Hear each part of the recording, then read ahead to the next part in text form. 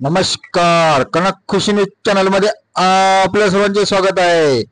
FTII आता पोहोचले गावखेड्यापर्यंत. ज्यांना चित्रपट नगरीमध्ये प्रवेश करायचा आहे अशा गावखेड्यातील मुलांसाठी FTII पोहोचले गावखेड्यापर्यंत. बातमी बघत राहा शेवटीपर्यंत.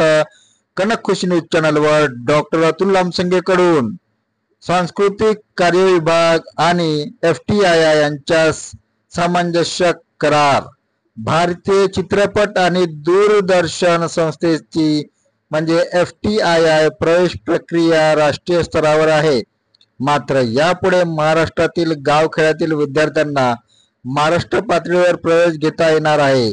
यासाठी राज्य सरकारच्या सांस्कृतिक कार्य विभाग आणि FTII यांच्या सोमवारी सामंजस्य करार झालेला आहे. राज्यातील गावखेडे तालुक्यातील मुलांनी आता चित्रनगरीमध्ये करिअर घडवण्याच्या उद्देशाने पाहावे असे आवाहन हा सामंजस्य करार करताना मुख्यमंत्री देवेंद्र फडणवीस यांनी केले. महाराष्ट्रात गोरेगाव, कोल्हापूर, प्रभादेवी आणि कर्जत या 4 ठिकाणी केंद्रे आहे. या करारामुळे महाराष्ट्रात रोजगाराच्या संधी मिळतील. महाराष्ट्रातील लोकप्रिय असलेल्या ठिकाणाचा प्रचार होणार असल्याचे त्यांनी सांगितले. फडणवीस यांच्या उपस्थितीत पुण्यातील FTII आणि मुंबईतील महाराष्ट्र चित्रपट रंगभूमी आणि सांस्कृतिक विकास महामंडळ म्हणजे MFSCDC यांच्या सामंजस्य करार झालेला आहे. यावेळी सांस्कृतिक कार्यमंत्री ॲडव्होकेट आशिष शेलार, FTII चे अध्यक्ष आणि अभिनेते R माधवन, फिल्म सिटीच्या व्यवस्थापकीय संचालक स्वाती म्हैसके पाटील, FTII चे कुलगुरू धीरज सिंग आणि वरिष्ठ अधिकारी उपस्थित होते. मुख्यमंत्री म्हणाले की आज सामान्य माणूसही निर्माता झालेला आहे. त्यांच्या सर्जनशीलतेच्या जोरावर एक स्वतंत्र स्थान त्याने निर्माण केलेले आहे. यातून आर्थिक लाभ देखील मिळणार आहे.